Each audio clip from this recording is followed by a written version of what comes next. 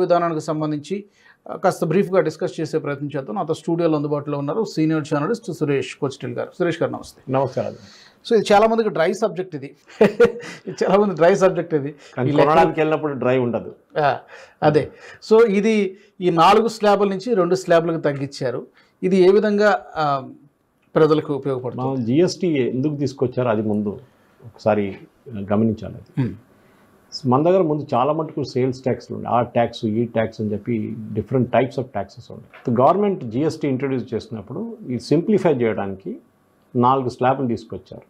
ఈ నిర్ణయం central government తీసుకోరు, దీనికి ఒక జిఎస్టీ కౌన్సిల్ ఉంటుంది. దానికి ముందు హెడ్గా ఉన్న సుశీల్ కుమార్ మోదీ, మన బీజేపీ ఉప ముఖ్యమంత్రి ఉండే బీహార్, ఇప్పుడు లేరు.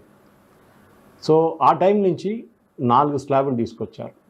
మీరు చెప్పినట్లు అవి హైయెస్ట్ ఒకవైపు మనం చూస్తే 24 నుంచి 28 దాకా తీసుకెళ్ళారు.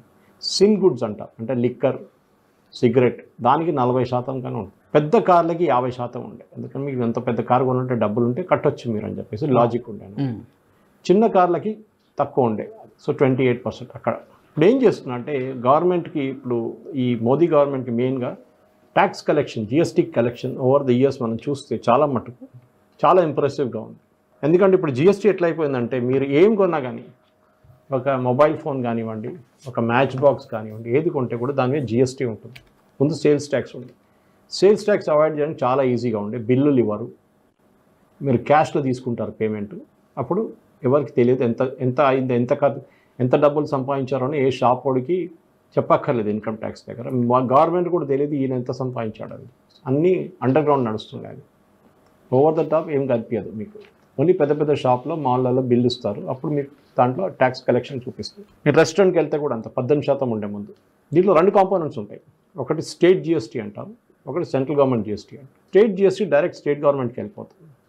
సెంట్రల్ జిఎస్టీలో సెంట్రల్ పూల్కి వెళ్ళిన తర్వాత 49% as per 14th finance commission state గవర్నమెంట్కి మళ్ళీ వస్తుంది. అంటే మీరు 8 ఫస్ట్ మీరు తీసుకున్నారు. సో ఒక ఎగ్జాంపుల్ తీసుకుంటున్నాను, 8% + 8% ఉంటే 8% స్టేట్ గవర్నమెంట్కి వెళ్ళిపోయింది.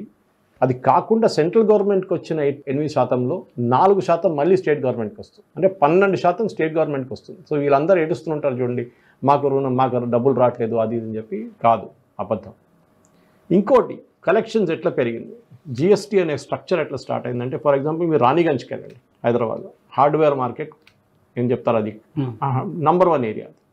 ట్రూప్ బజార్ కూడా ఉంది అట్లనే ఓల్డ్ సిటీలో, మన అబిడ్స్ వైపు. అక్కడ ముందు మీరు ఒక 10-15 సంవత్సరాల ముందు వెళ్తే ఒక పైప్ కొనాలంటే, మెటల్ పైపో లేకుంటే ఒక జనరేటర్, చిన్న జనరేటర్ కొనాలంటే చిన్న కాగితం మీద రాసిస్తారు. ఎస్టిమేట్ అని ఒక కాగితం ఉంటుంది ప్రింటెడ్, దాని మీద రాసిస్తారు ఇంత డబ్బులు ఇస్తారు, క్యాష్ ఇచ్చేస్తారు, వాళ్ళు వెళ్ళిపోతారు.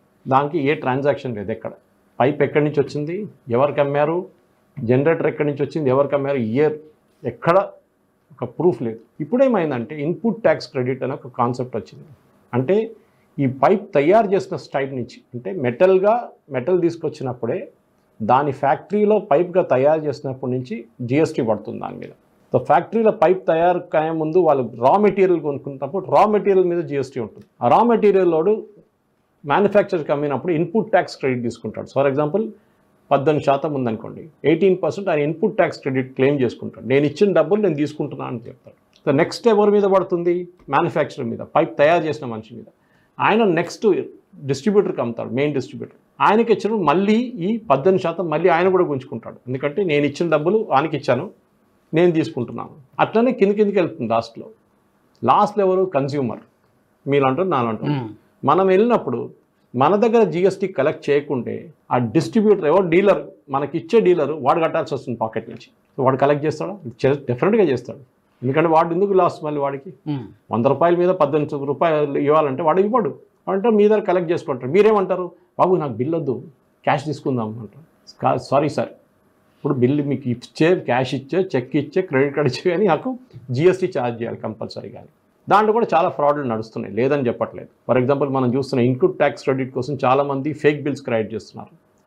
ఒక లారీ 10 సార్లు తిరుగుతుంది బాంబే హైదరాబాద్కి ఖాళీగా, ఒట్టిగా. ఎందుకంటే ఇప్పుడు పాత సిస్టంలో చెక్ పోస్ట్ ఉండే, చూసుంటారు, ఒక స్టేట్ నుంచి ఒక స్టేట్కి వెళ్ళి చెక్ పోస్ట్ ఉంటుంది, సేల్స్ ట్యాక్స్ చెక్ పోస్ట్ తీసేశారు చాలా మటుకు. ఇప్పుడు ఏమైపోయింది, వీధర వే బిల్ ఉంటుంది వీళ్ళ దగ్గర, దాని మీద ఒక క్యూఆర్ కోడ్ ఉంటుంది. ఇక్కడ బార్ కోడ్ ఉంటుంది, అది ఆ స్కానర్లో చూపిస్తారు వెళ్తూ దానికోసం చూడండి. ఇప్పుడు లైన్లు ఏం కనిపించవు మీకు చెక్ పోస్ట్ దగ్గర, ఎక్కడ లైన్లే లేవు, అది వాళ్ళు స్కాన్ చేసుకుంటే వాళ్ళు వెళ్ళిపోతూనే ఉంటారు. అంటే ట్రాక్ అవుతుంది అనమాట, ఏ స్టేట్ నుంచి ఏ స్టేట్కి వెళ్ళిందని చెప్పేసి డేటా అంతా కంప్లీట్ ఎలక్ట్రానిక్ చేసేస్తారు. సో మీరు సేల్స్ ట్యాక్స్ తీసిన తర్వాత జిఎస్టీకి వచ్చిన తర్వాత కంప్లైన్స్ బాగా జరిగింది. దాంట్లో ఎట్లా తెలుస్తుంది అంటే చాలా మటుకు రాజు గారు 2017-18 అప్పుడు ఆ టైంలో టోటల్ జిఎస్టీ కలెక్షన్ సంవత్సరానికి 7.1 lakh crores ఉండే, 7 లక్షల కోట్లు. అది మనం 19కి వచ్చేదాకా 18-19కి వచ్చేదాకా అది 11.77 పెరిగింది. దాని తర్వాత 2019-2012 అట్లా చూసుకుంటే ఫైనల్ ఇప్పుడు 2024-25 లాస్ట్ ఫైనాన్షియల్ ఇయర్ చూస్తే ఎక్కడ 7 లక్షలు ఉన్న 2017-18 నుంచి 22 లక్షల కోట్ల కలెక్ట్. డ్రాస్టిక్. 3 times.